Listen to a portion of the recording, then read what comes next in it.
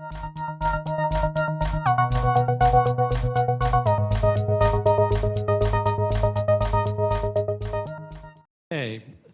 welcome back to Nuts and Bolts and New Ventures. I was just negotiating with our next presenter, Mindy Garber, about the sequence of what we were going to do things, and she won, and that's why she's here to tell you about negotiating for entrepreneurs. Mindy, take it away. Okay, great. All right, thank you. So we're a small group, but I'm going to need some help here. So I hope you guys will be. Should I move this? Is this okay? Okay. All right, thanks. Okay, so most ventures fail because of people issues and are really a failure of the relationships among the team members. So that was written by Joe a few years ago, and that is actually the inspiration for this course. Welcome to Negotiating for Entrepreneurs. Negotiation is about relationships, and I'm here to help you negotiate with and amongst your peers. It's a skill that you're going to need to get your company off the ground and for the life of the company. My name is Mindy Garber. I'm class of '82 from MIT here, and I'm both an engineer and a mediator. And what I tell people is the difference is, as an engineer, you gather all the facts, and you try and come up with the optimal solution. As a mediator, you're trying to help the two parties come to a solution. You're actually a neutral third party, helping them listen for interest and try to come to a solution that works for both of them. So I got into this because after financial issues, getting along is the hardest part about starting a company. And honestly, I have seen a lot of startups fail, not because there was something wrong with the technology, not even because of finances, but because the two principals didn't get along. So I have more stories to share as we go along. But anyway, so before we get started, this course is really interactive. So if people are watching at home, they can write things down. But I need you to get into teams of two, and you're going to both be co-founders. So I'm wondering, could you assemble into pairs of two? If there's a three, that's fine, but two. Can you do that, please?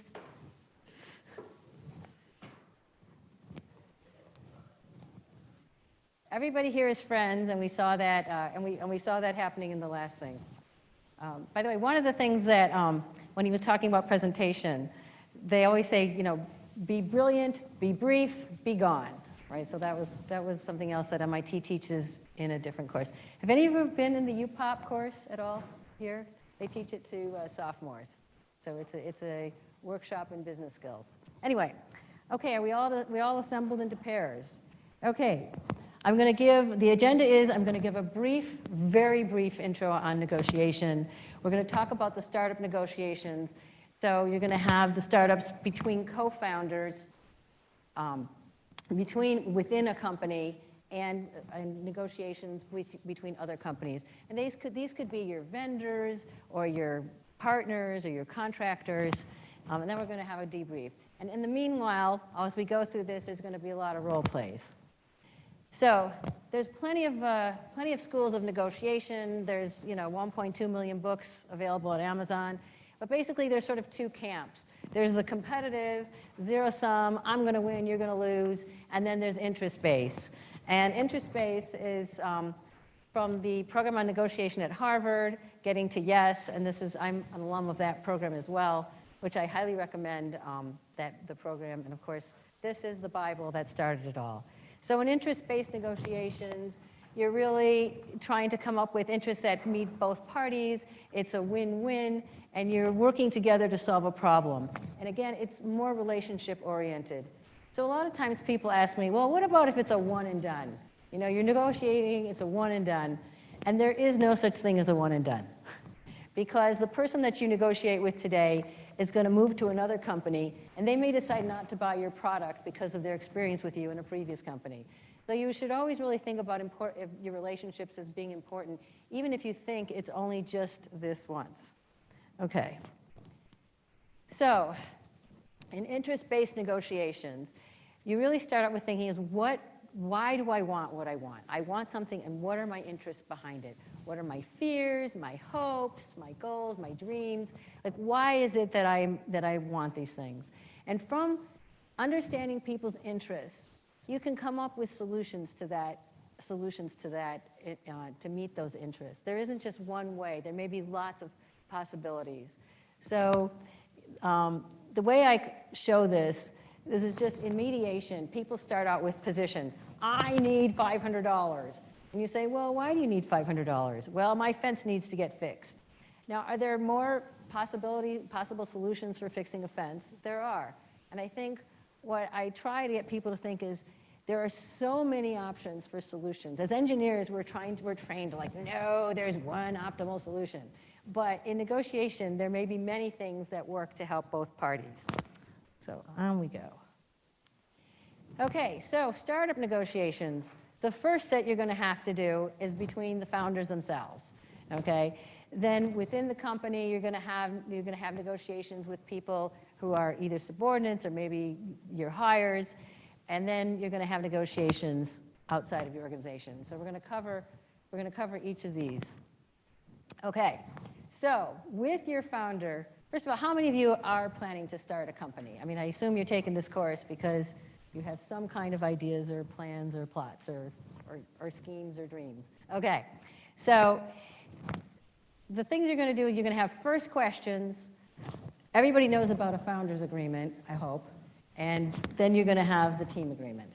Okay, so let's go first to what are first questions. So the first questions are, before you even start a company, if you have a co-founder, the first questions to ask are, why are you doing this? What is your purpose? Why are you here? And also, if we're successful, what does this company look like? But the third question is really the most important. What are you giving up to do this venture? Because this actually will position you where you are in your life, and it will let your co-founders know where are you and what are you doing, and what are you giving up? And it could be, I'm not going to go to grad school. I'm putting that off to do this venture. Because there are gives and gets in this world, and just everybody should understand that. So what I'd like you to do now with your team, with your co-founders, is one of you you're going to answer these questions to each other. You're going to practice. And instead of, you're going to have two people. The first co-founder is going to say the answer to, say, one of these questions. And instead of moving on to the next thing, the other co-founder is going to reflect back what they heard. And the reason is that you want to make sure that you understand what your co-founder has said, and also you want to validate what they said. You may not agree with it, but you're going to reflect back. So if I say, hey, I'm really interested in doing this because I want to, I had this disease as a kid and I want to make sure no kids go through this.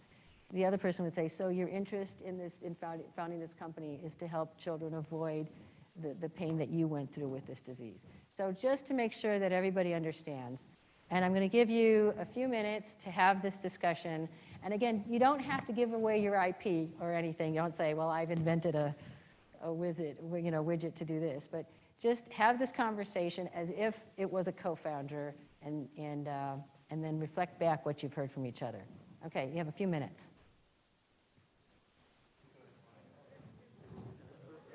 Okay, let's stop for a minute now. If we have time at the end, you can go back to this. But raise your hands if you are planning to start a company with a co-founder. And keep them raised if you've already had this discussion. Okay, so let me ask you for feedback. Do you think this would be helpful?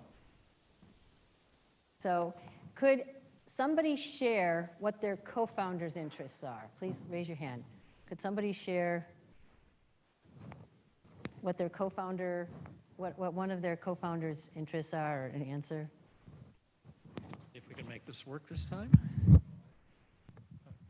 Thank you. So James here, he's interested in freedom and independence away from that corporate job that he doesn't want to take, and so he wants that freedom through entrepreneurship, and he's willing to take the risk. Okay, great. And your name, James? Yeah. James, can you tell me what your co-founder is interested in? So mostly what he said is, we're kind of at that stage in our lives where you want to try something out, and, basically right now when you're this young, or, well, as young as we are, it's, basically, you're taking some risk, and, but at the end of the day, you can fall back on a, safe, stable job. And he also said that he'd grown up around the sort of entrepreneurial lifestyle. So that was mainly it. Great. Anybody else want to share anything? How about from the peanut gallery over there? Okay. Yes. Here you go. Get my exercise. Thank you. My co-founder is Zoe. She's an architect, and she's seen how unhealthy our buildings could be. So what she wants to do is to make our buildings healthier. Yeah. Zoe, what does your co-founder want? Or what- And Jeffrey is also an architect and is interested in democratizing design and making it accessible to everyone and making it profitable as well. Great. So was this helpful and reflecting back? How did that work when your co-founder reflected back what you just said? Did that make you feel like, okay, my co-founder gets me and they know where I'm at? Okay. So what you came up with really is a set of interests. And a way to display these is I call it the circle of interest. I did not invent this. All it is a way to display a bunch of people's interests all in the same place.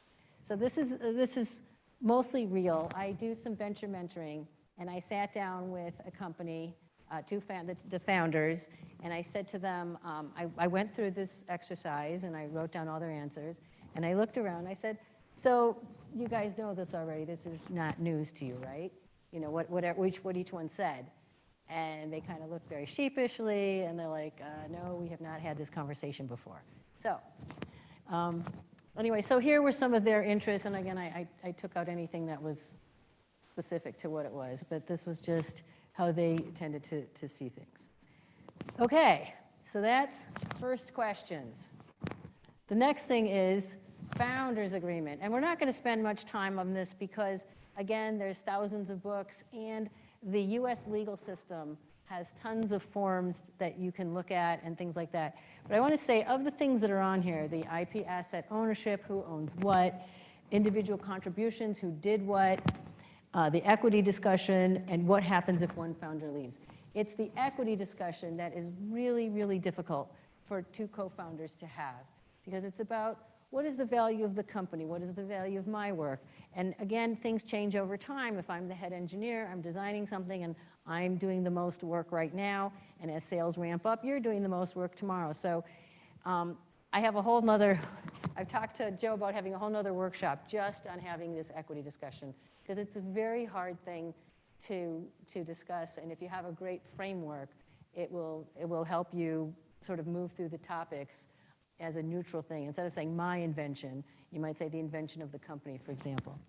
Anyway, so the next thing is the team agreement. And this is something that MIT teaches and is very strong. Anytime you have two or more people doing anything, even if it's just, baking cookies, you have a team agreement.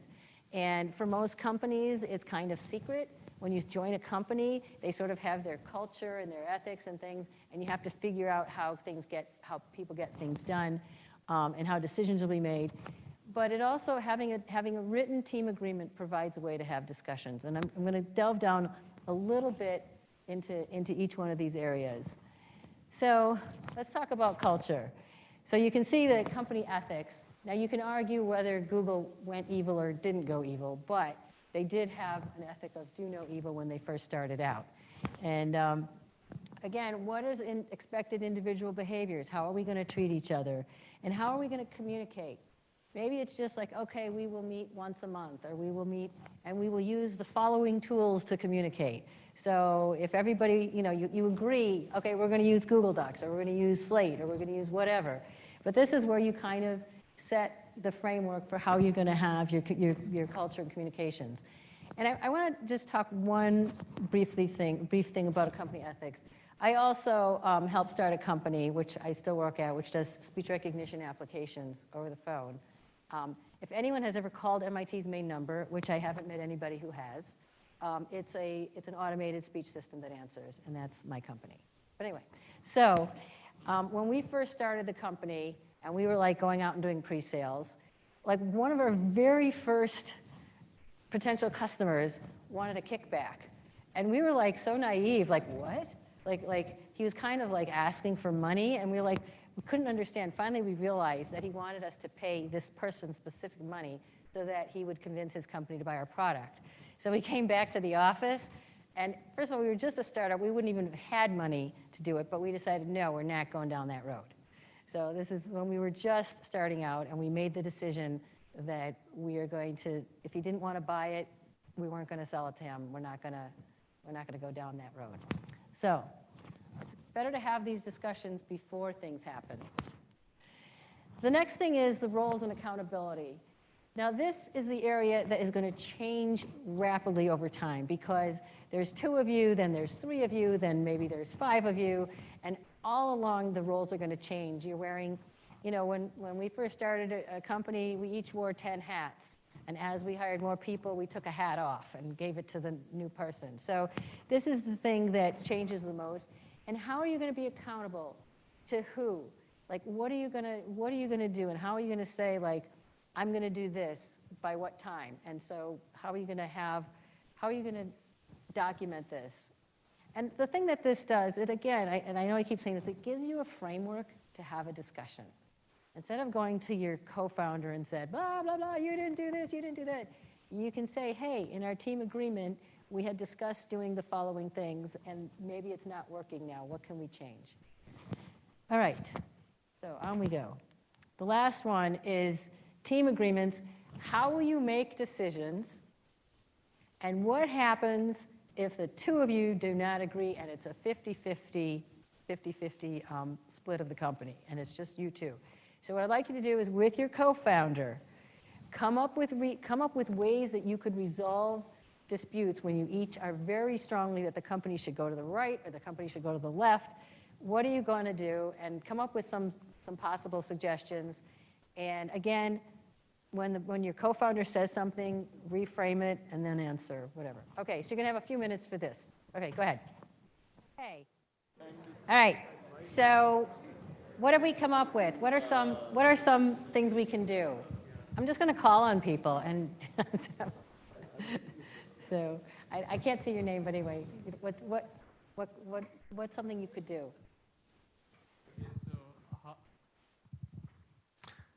Okay, so I'm Tabarak, and so how will the team make decisions? So we came to the conclusion that we have to bear in mind what's the criticality in terms of time and in terms of consequence for the decision. For example, if it's, you know, the color of chairs for the office, doesn't really matter. But if it is something related to customers or a new product line, then you have to think more about it. And so that's how you make the decisions. And you always have to be data-driven, data-dependent. And if you still can't come to a conclusion, you have to draw the line where, you know, you listen to the opinion leader or the leader of the group. So, yeah. Great.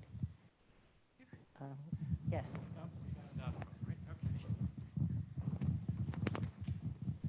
You know, maybe I'll take. Thank you.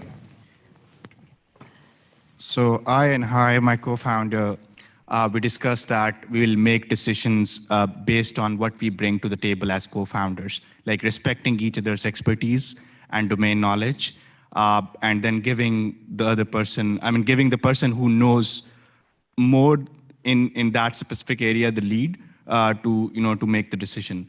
And then we discussed, what if we disagree and how are we going to resolve that?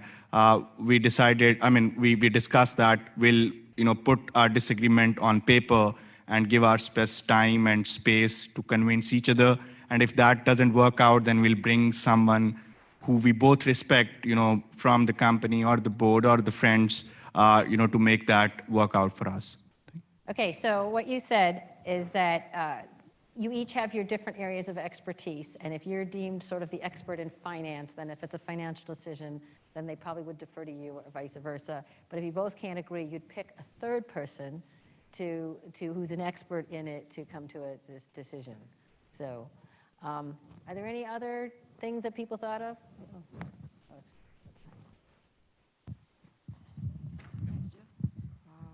Hi, my name is Rucha. So me and my co-founder, we thought we'd put humans first, because even though we are trying to make a company, make it big, it's humans who are trying to do that. So we're going to do it in two segments. First is make a culture where people can express themselves freely, criticize or appreciate without the fear of being judged or shunned. So that takes care of having to say whatever they want to say without the fear.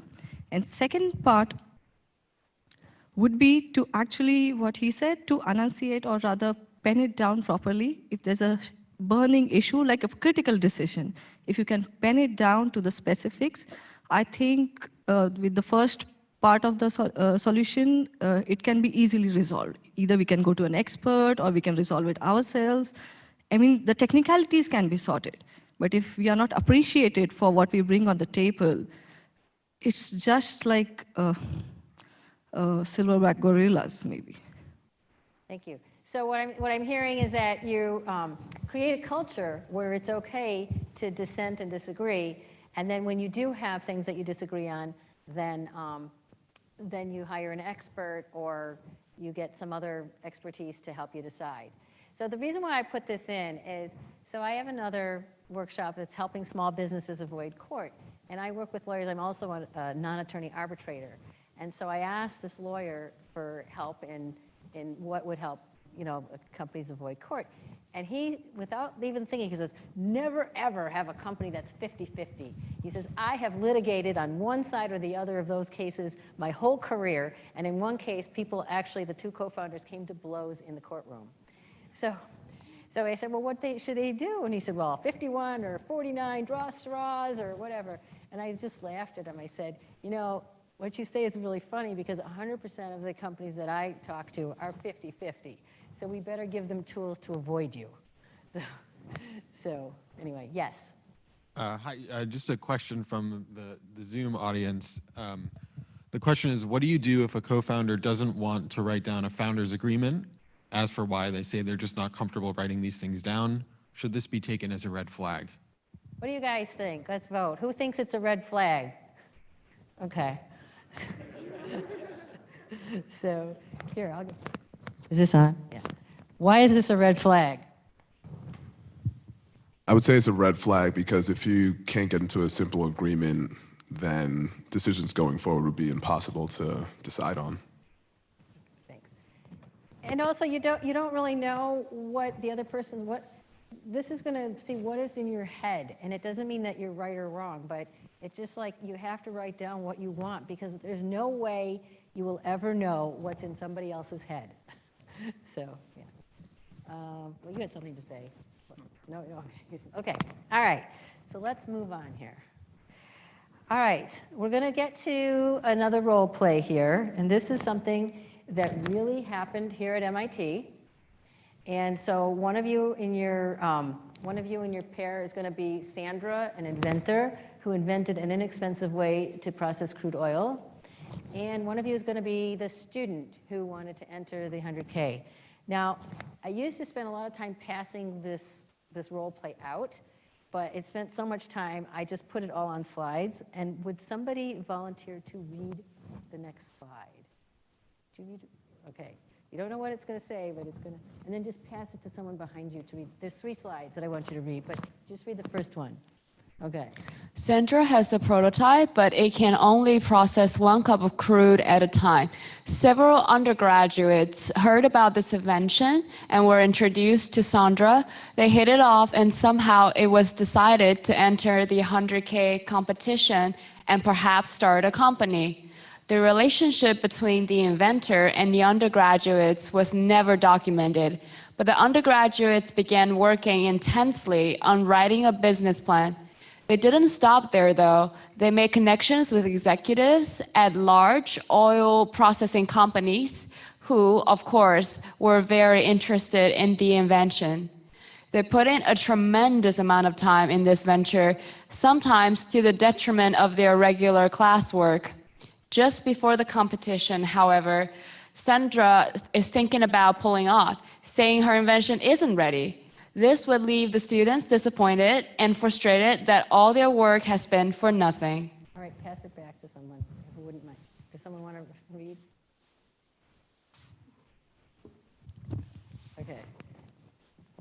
Sandra's invention could only process 1 cup of crude at a time, and she isn't sure how to scale it up or even if the process is scalable. She has no written agreement with the students, and she isn't even sure that students are capable of starting a company. In the end, though, it is her invention, and she feels that she can decide what to do with it. Somebody else want to read? Thank you.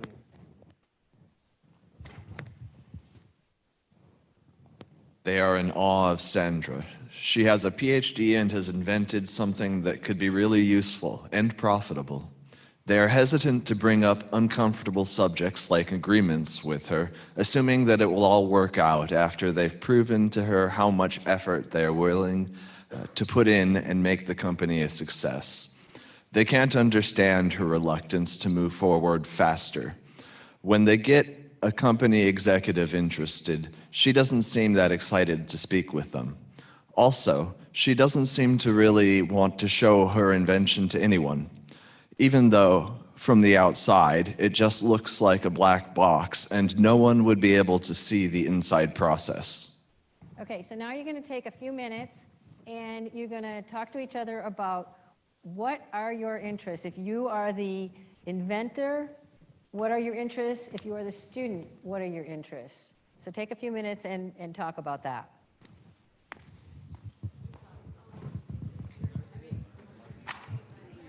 Thank you. Okay, so let's stop for a minute. If you were a student, what is the inventor's interest? So, yeah. So in my case, the inventor wanted to be the boss. So she wanted to be the boss and be on the top. And she was reluctant, the inventor was reluctant to even put something in writing. So the inventor was just trying to delay the process. Okay, so if you're first of all, did he get it right? I think he got right. And then there's another point is that I wanted to know if their team is the team to help me bring this invention to life. So you wanted certainty that they were a good team. Yep. And you wanted to make sure that whatever happened, that you were the manager of it. Yes, and I was. So what was your student's interest? Student interest is to put us, put us in with with companies that have already pre-developed, so that they can use my invention to make a profit. And students wanted to practice participating in pitches in 100K. And student also wants to, I think that's it, right? So your student wanted to practice, they wanted to make money, they wanted to have a job, I assume, after school? Okay. Yeah. So, hand it back, those people haven't spoken. Yeah. If you were the student, say what the inventor wanted. If you're the inventor, say what the student wanted. Their interests. What are their interests?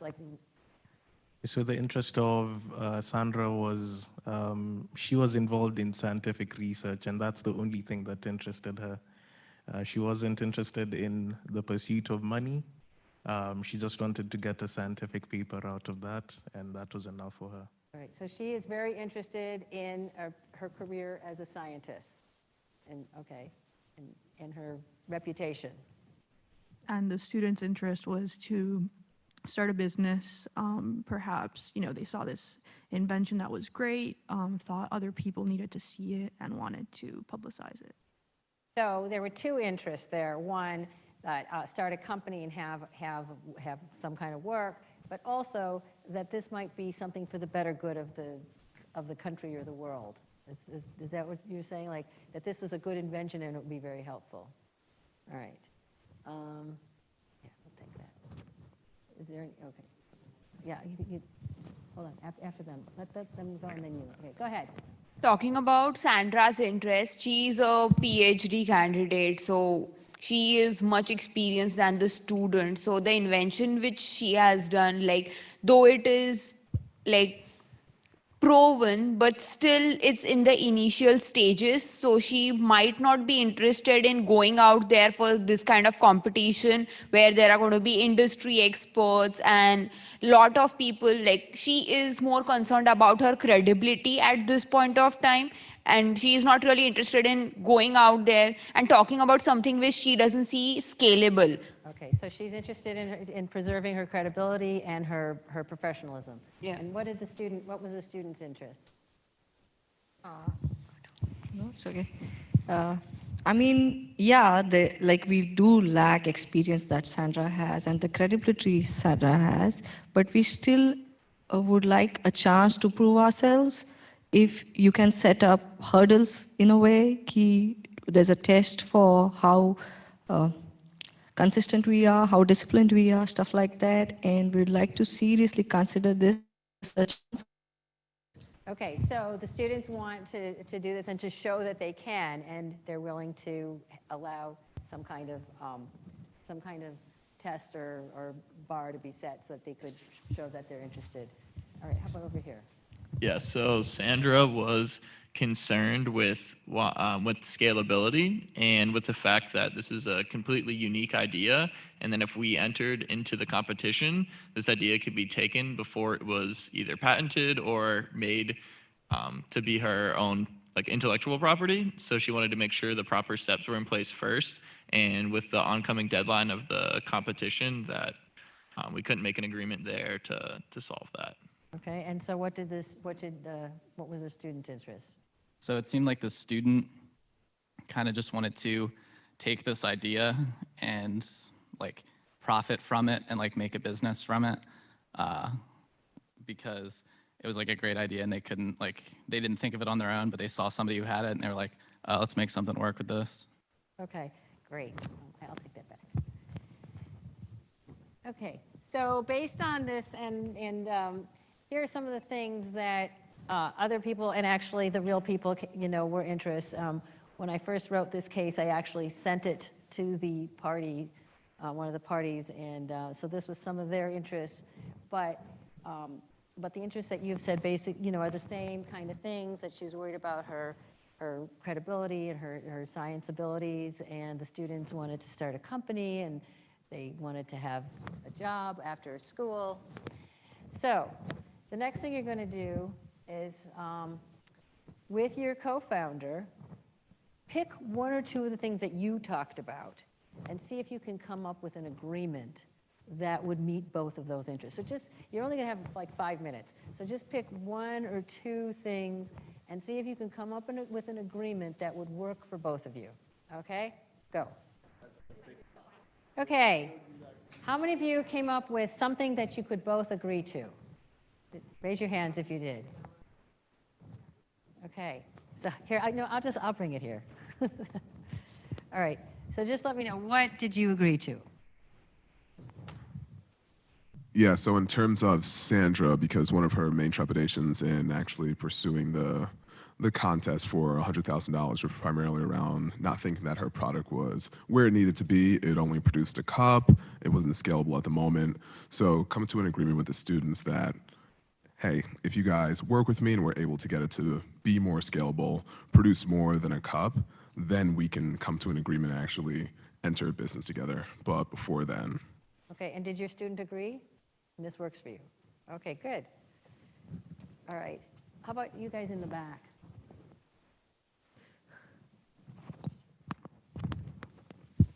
Is this on? Okay, yeah, so one of the things we talked about that would have been helpful was like mapping out a timeline for like the concern for Sandra in our situation was just like the scalability of it. And he was concerned, she was concerned that like it wouldn't scale.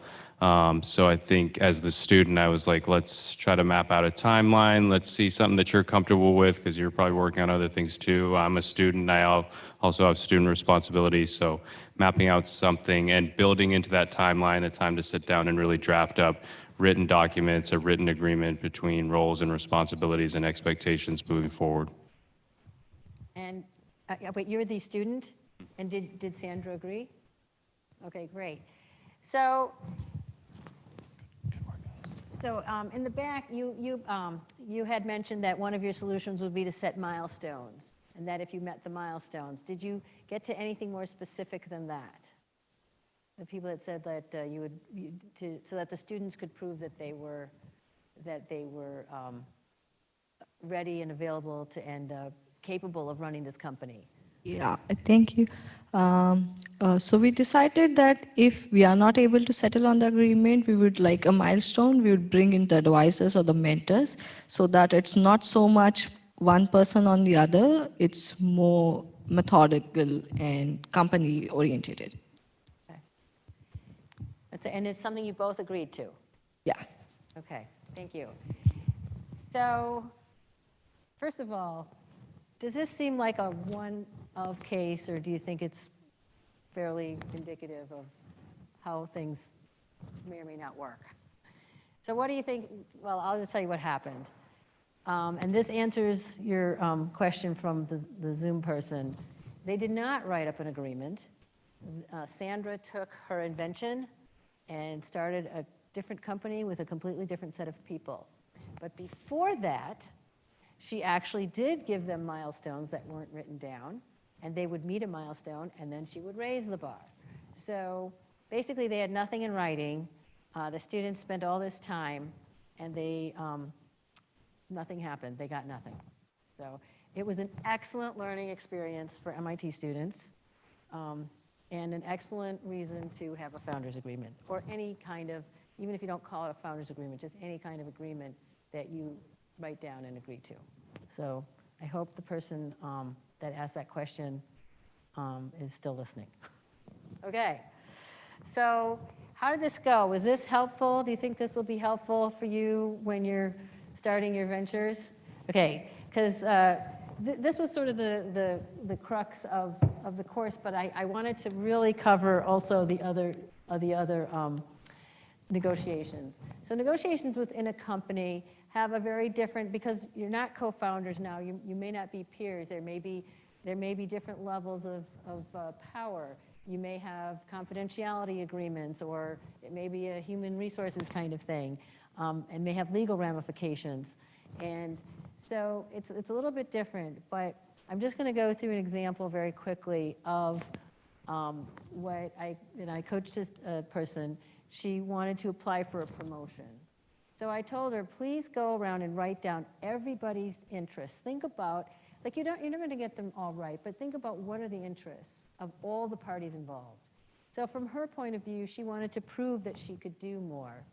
And from the company's point of view, she thought, well, they are interested in promoting, especially promoting women or promoting people to do these things, that her manager also might be interested in saying, hey, look, I am grooming people for this company to move up, and I'm an excellent manager, right? And then her teammates may also, they want to be seen as good employees too, and they may also be interested. So I sort of had her think about all of these. I mean, she wrote this. I mean, this is from her, like what she sort of thought that all the interested parties. And I'll tell you, this is a technique that I use all the time. Whenever I get really frustrated or I just don't get what's going on, I make this circle, I start drawing all the interested parties, and I try to think, like, what are their interests? What is not being met? Why are things, not working as well as they should be? Or why is this team not working? And even though you don't know, like I say, you don't really know what's in someone's head, you're sort of trying to put yourself in their shoes and trying to think about it. So she wanted to be promoted to marketing manager. So I sent her, and this is not the canonical list of marketing responsibilities, but it is a list of, hey, this is what marketing managers do. And it's like not one person does it, not all companies do all these things. And I said, and this is a list. And without me, I did not tell her anything. She actually went, made an Excel spreadsheet of all of these things, because some of these things she was doing. She put a priority on them. She put a plan together. She wrote down everything that she could think about what she would be doing, and she went and presented it to her management, and she got the job. But basically, it was really because she thought about, well, what are their interests? How could she prove that she was able to do this job? And how could she meet their interests? How could she position herself as I'm meeting both my interests and your interests? So Any comments on that?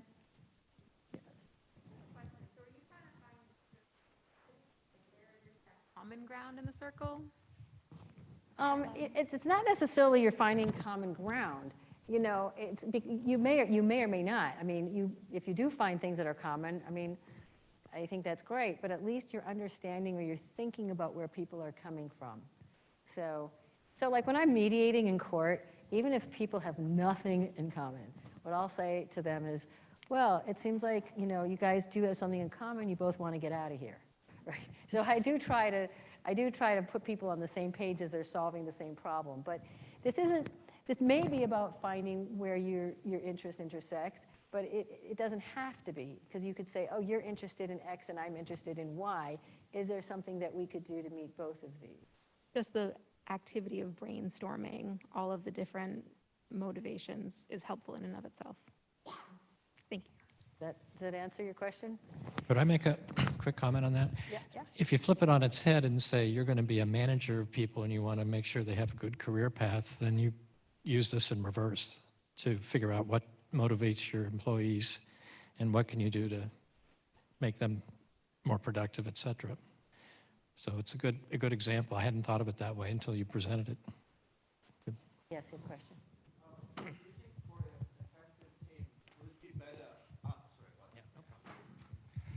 Do you think for an effective team, would it be better to have teammates with varying interests or teammates with common interests? All teammates should be more about the money. Would it work effectively? Some are more monetary interested, others are goal oriented. Which one would be better? Okay, so you're kind of asking two things. If we're both not interested in, you know, in reducing pollution, then we're not really a good fit for each other. But if your interest in pollution is for this reason and my interest is for that reason, we still can be a good team, because the bottom line is we do want the same thing, but for different reasons. And if you could think back about what Bob said about his hiring funnel, you can hopefully have got people that are somewhat similar interests, so you don't have to go through a wildly divergent negotiation. So when I teach another workshop in 2009, which is a course that students have to build something, and it's moderating design disputes. So we go around, like people taking a class, like I'm in it for the A. I need to take it because it's a requirement. I want to do something cool. I want to do something, you know. So the thing is that when you're in a company and a team that you don't get to pick, you're going to have to understand that everybody's coming from different interests. But the hope is that your goal, you know, your ultimate goal is the same, but maybe for different reasons. So does that make sense? Here, I can give you one. Do you think it's possible to not only satisfy your own like interests by working hard, but also satisfy your teammates' interests and by just helping them, even they are competitive with you, and you can still have a really good environment working with them, because I'm sure there will be a lot of competitiveness. Yes, I think if you stomp on people on the way up, they will laugh at you on the way down. But if you are helpful to people on the way up, they will actually help you. I mean, because you're going to help them. I mean, so, you know, what I feel like it's, you know, you pay it forward. So yes, I think it's helpful to help other people in their careers. And I can give you one example for me, just a personal thing. So after I, you know, mostly, you know, I'm an engineer. And so before I studied mediation, I would like go into my boss's office and I go, this is wrong, this is wrong, this is broken, you know, blah, blah, blah. And all he would hear was wah, wah, wah. So one day I went in, I said, you know, I'm learning this new way of thinking. Maybe I'd like to try something different. And I said to him, I said, so what are your interests? I just did it. So what are your interests? He said, well, I need to increase sales. I said, oh, well, then you would really like it. The salespeople, if you really want to increase sales, maybe it would be helpful if the salespeople had more training so that they were really understood our product. He's like, he looked at me and he kind of knew what I was doing. He was like, went, yes. And then basically, so everything, when I left the meeting, I realized I had made every single one of my points in terms of his interests. If I had gone in there and said, hey, these salespeople don't know what they're selling, they don't know their head from their foot, he would have just not been able to hear it. But since I couched everything in his interests in increasing sales, and I said, oh, so if you want to increase sales, do you want to make sure that our brochures look better so that customers can understand them, As opposed to coming in and saying, this stinks, who could read this? No one can understand this, right? So it's a different way of presenting your information. So, yes. One more question, then I have one more thing to finish up. Hey, Mindy. Thank you for the presentation. I just have a question about the founders agreement. Is everything that's written on there non-negotiable? No, it's completely negotiable. It's a contract. Even if you go against something that you decided at the beginning you'd never go against? Okay, well, this is a really good point because things change, and you can change your agreement as it changes. And in fact, when I was mentoring the startup, we wrote everything down. I said, how often do you want to have this meeting? Because this company is going to change and morph, and what's important today is not going to be important tomorrow. And they said, let's meet every 6 months. So you can set up a time that, hey, we are going to revisit, this is what we're agreeing to today. We're going to revisit it. If it's not working and we want to make changes, you're up to negotiating changes. So these are legal documents that are the founders agreement is a legal document, or can be. So it's something that you can always renegotiate. So I have sort of one more thing that I know we're kind of running out of time here, but I just wanted to talk about this big ink versus little ink negotiation that I had. Basically, this is a true story too. So we had a contract with Big Ink, and I'm Little Ink, and the contract, although it was many pages, it basically said it was a fixed cost contract that they paid 100% in advance. But it said we can cancel at any time. And we think contracts are so specific, but no, it just said, if we cancel, we'll figure out how much money is owed to who. It really was that vague. And so it's like, oh my God, we're like, what are we going to do? They're going to ask us for money back, right? So first of all, we went around, okay, so I'm representing service, and there was a CFO, and then there was a salesperson. And we went around the room, and I said, I think we should do this, and she said, I think we should do this, and that didn't work. I said, let's write down our interests and see if we can come up with something. So I just want to say, so we came up with some of these interests. The salesperson worried about their commission. Do I still get my commission if I have to give the money back, if we have to give money back? The CFO, she was worried about, obviously, cash flow. And she didn't want to look stupid in front of a big company. She didn't want to be taken advantage of, So for me, managing the service, I wanted to preserve the relationship. We had a good working relationship with this company. We didn't want to, we didn't want to have anything go wrong with it. And also, I was very concerned. I did not want this to escalate to the next level. I did not want to lawyer up because we were a small little company, and but this Big Ink had a big pack of lawyers. So we did not, and the people on that side, on the other side, on Big Ink, they liked us. It wasn't that they thought we weren't doing a good job. They were having financial issues. So we actually sat and thought, well, what might their interests be? And we didn't think that it was to harm us. And so we sat and thought about all these things. And we had pages of interests. I'm telling you, we really thought about what our interests were and what their interests might be. And our CFO came up with what would work for Little Ink. In other words, like what would be acceptable. So the day before we have the meeting, and it's over phone, but I call my contact on the other side, and I say, can you just tell me anything? And he's like, no, but please just listen to what we have to say and then respond. So we get on the call, and you can feel the tension in the room. There's 3 of us, crowded around a speakerphone in this tiny little room. and I don't know where Big Ink was. And so, you know, we say hello, and Big Ink says, we want this much money back. And our CFO says, okay. And then we exchanged pleasantries, and that was the end of the conversation. So like here, this is a negotiation class, and what should we just take the first offer we get? What do you guys think about that?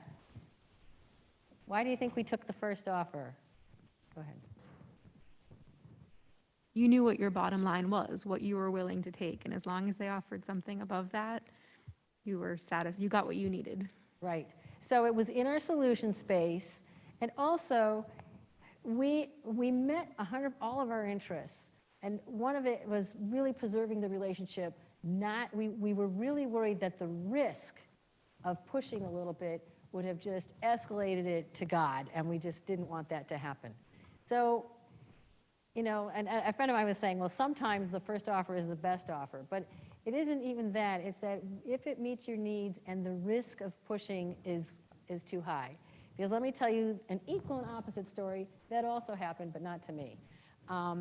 There was another Big Ink, Little Ink. He was negotiating, and they were doing well, and it was a long negotiation, and they were just about to sign, and they thought they would push just a little bit further, and it blew the whole thing up.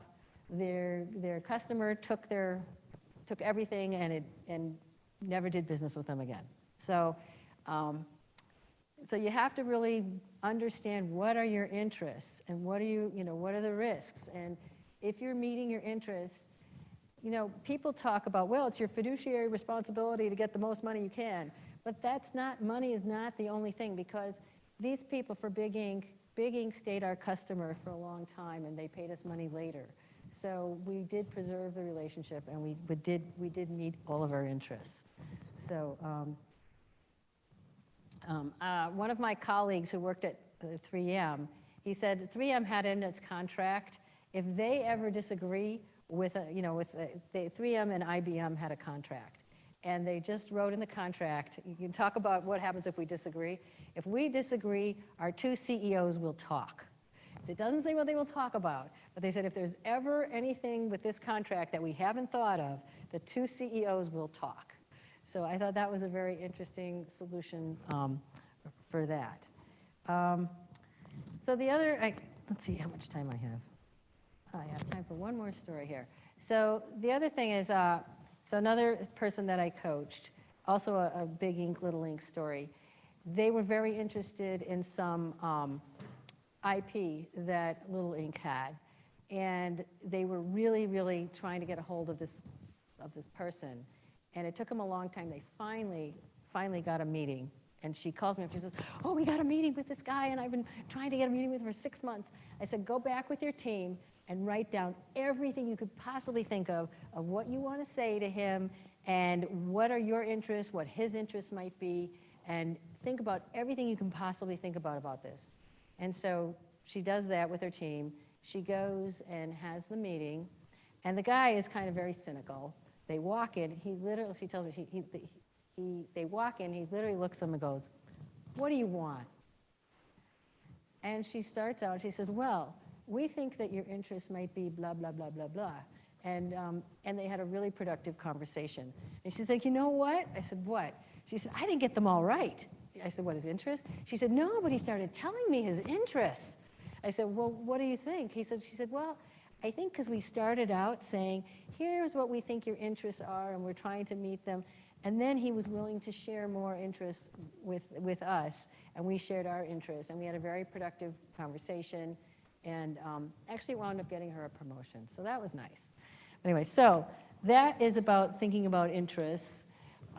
In summary, with your founders, really you need to understand the interests and why they're there, why you're there. You need to document your decisions and revisit them because they change over time.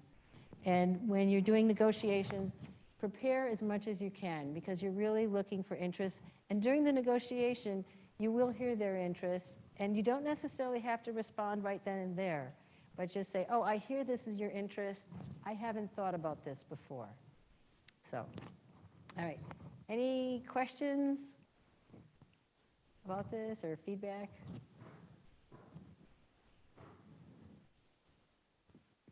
Just one question. What if, or let me put it, how can we be sure that the person that we talk to know what their interests are?